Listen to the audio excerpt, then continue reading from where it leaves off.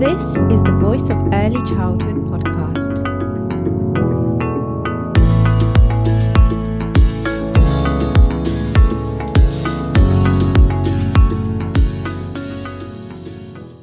Hello, everyone. I am delighted to be welcoming you to the Voice of Early Childhood podcast. So this is the first episode where I will introduce what the Voice of Early Childhood platform is and what you can expect from this podcast.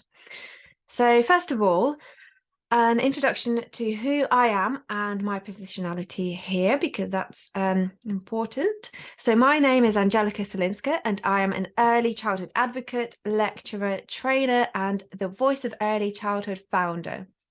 As part of my lecturing and training roles, I teach on childhood and early childhood courses, and I support educators with their practice and pedagogy. I also support individuals with professional and academic skills, employability, self-development, and mental health, including speaking at career events across primary, secondary, further and higher education. So prior to my current roles, I was working in publishing and content creation with some big reputable brands in the UK. And before stepping into those roles, my career included working directly in early childhood practice over the course of around 10 years. And I've worked across various settings, ranging from private nurseries, primary schools, local authority, childcare settings, childminding, that's where I started off, outdoor learning provision, and a little bit in secondary schools as well. So my training and research interests include reflective practice, leadership, enhancing CPD, and promoting educators and children's voices.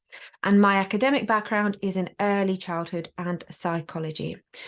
So my passion is early childhood, and the reason why I have created the Voice of Early Childhood is to firstly share a wide range of accessible, high-quality content, and secondly, to share the voices within early childhood and encourage reflection and dialogue in order to better support those youngest leaders of tomorrow from the age of 0 to 8 and support the educators working with them. So now, what is the Voice of Early Childhood? It is the innovative platform advocating for the sector through the sharing of a wide range of voices, stimulating reflection, dialogue, and a community approach. So the Voice of Early Childhood plays a strong role in both practice and academia on an international scale, so working hand in hand with educators, parents and students, as well as the leading early childhood specialists, such as researchers, academics, trainers, consultants, and professionals working with the early childhood community. So a big focus of the Voice of Early Childhood is bridging the gap between academia and practice. At the heart of the Voice of Early Childhood is innovative research and practice. This is ensured by integrating the work of current research, which includes student dissertation projects and larger scale studies. And the firm's stance is to not only ensure practice is research informed, but equally research is also practice informed, which is very important. And we'll be talking lots about that on the podcast with several guests. So it's important to note that the Voice of Early Childhood is an international platform. So it ensures the community we engage with encompasses that the global scale, so encompasses global practice, research, and perspectives. So how are voices shared? This is done through writing and discussing. So the Voice of Early Childhood provides opportunities for contributing articles on all things early childhood. We have a range of features catering to various topics and domains of early childhood. These are and going to be kind of endless, but a few projects currently are educator transitions, the research journey, so following that research journey, following the researchers on the journey that they're taking from the very beginning when they're thinking about their aims and they're planning their study to, the end, rather than just seeing the end result and the findings, which we too often do. Other features currently include working with babies. Again, there's not enough around this and their development. And the reflective educator is a very big part of the Voice of Early Childhood, especially at the moment. And you'll find out more about this in the very first episode, actually. And then we're also really homing in on applying theory to practice. So these are just some of the kind of initial projects that you will be able to read and hear about on the Voice of Early Childhood. And then in terms of further discussions and content, everything and anything early childhood.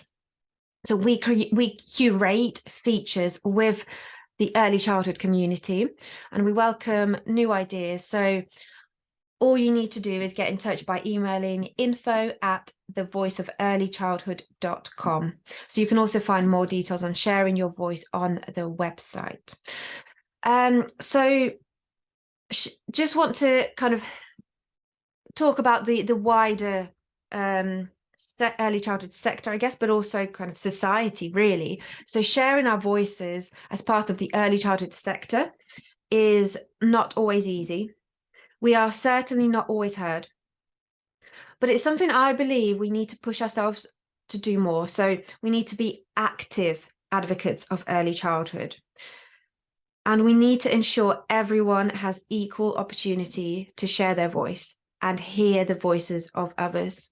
So I emphasize the importance of being active advocates of early childhood. So this is why we ensure that all articles are accessible. So this means the formatting, level of language, and length of articles has been carefully considered, and of course, financially accessible as well, as all articles are open access to everyone. The Voice of Early Childhood's focus on accessibility, however, doesn't just stop there. It not only includes the reading and hearing of voices and the advocacy that it promotes, but also includes the sharing of your voice. This is not a platform which talks at you. It is a platform that brings you into the conversation. So support is given to all contributors, and your words are never changed without a shared dialogue. So your voice is never misrepresented. One of my own core values is the sharing of each individual's true, authentic voice. And this is something I've been advocating through my publishing background over the last few years. And it is certainly something that I have ingrained as part of the Voice of Early Childhood. So your true voice will be shared through the Voice of Early Childhood. So let me just discuss what you can expect. And that is that each article on the Voice of Early Childhood has a follow-up podcast episode. So this is where the contributor's passion and expertise is brought to life through discussion and shared reflection. So this podcast is all about involving you in thought-provoking discussions around early childhood, providing that vital space for a shared dialogue and even debate. You'll hear a new episode released every week on a Monday, and you can find it on podcast streaming platforms on YouTube, and of course on the Voice of Early Childhood website, weekly newsletter, and social media. Part of the ethos of the Voice of Early Childhood is self-reflection and also shared reflection. This also sits firmly with my own values, as I believe that learning doesn't happen without reflection. You can take information in, but it doesn't become learning until you've reflected on it. Otherwise, it just stays as information that's unprocessed, not linked to your previous knowledge and experiences, and you are not formulating any new knowledge from it or building on what you already know. So in my view, we might hear what someone is saying, but until we really reflect, we won't take anything away from this. This is why reflection is such a key aspect of the voice of early childhood. And shared reflection is achieved through conversations on this podcast and also beyond the podcast. And this is when we extend the discussion with the wider community. So, for instance, I'll always be encouraging everyone to take the conversation further, which I'll discuss a little bit more at the end. But basically ensuring that we reflect whilst we're listening to the podcast, to each episode. We co-reflect. We share that reflection with our colleagues, and then we also share it with the wider community by engaging in those discussions, sparking those conversations on social media, as that is, that fantastic platform that we have in this digital age, all of these various social media platforms. So in terms of that shared reflection, so on the podcast, sometimes I will ask guests quite difficult and thought-provoking questions. But this is so maybe not just thought-provoking, but also perhaps almost even controversial questions or discussions will come out of this.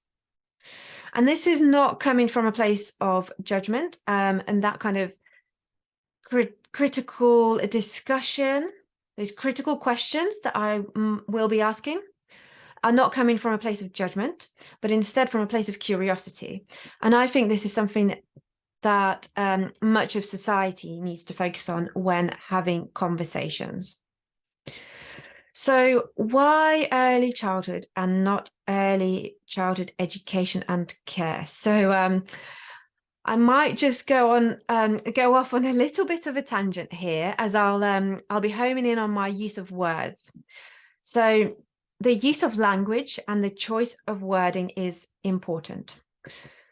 So I'd like to unpick the fact that discussions are around early childhood and not solely around or for the early childhood sector. So an important quality of the voice of early childhood is that it does not only invite and share the voices from across the early childhood sector, but also far beyond this.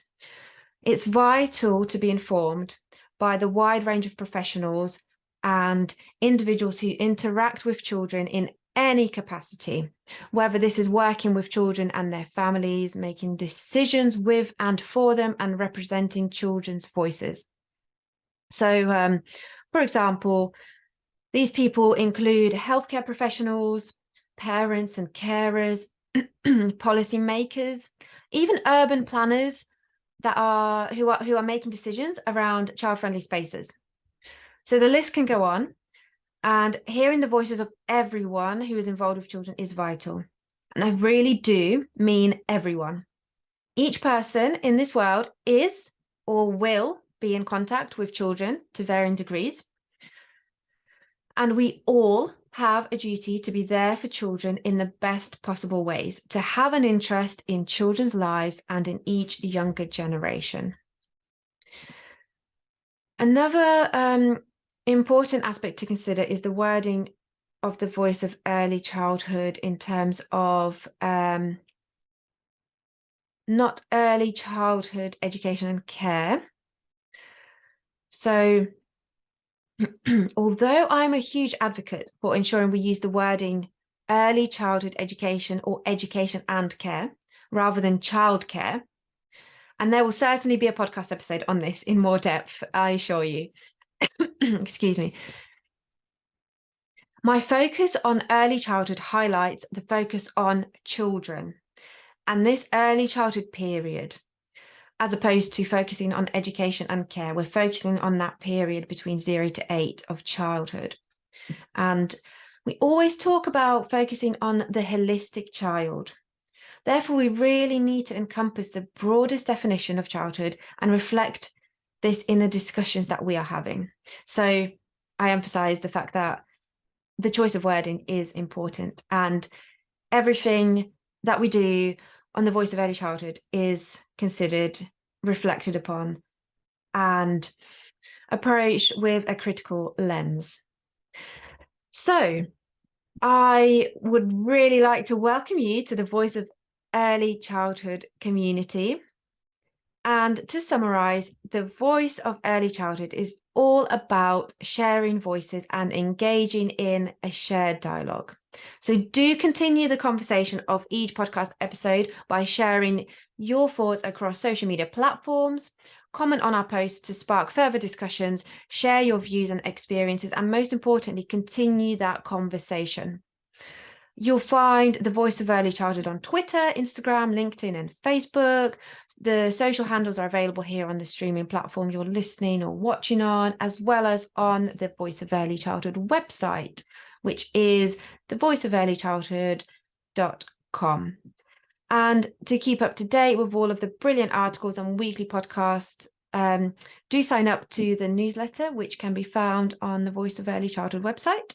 So once again, I proudly welcome you to the Voice of Early Childhood community.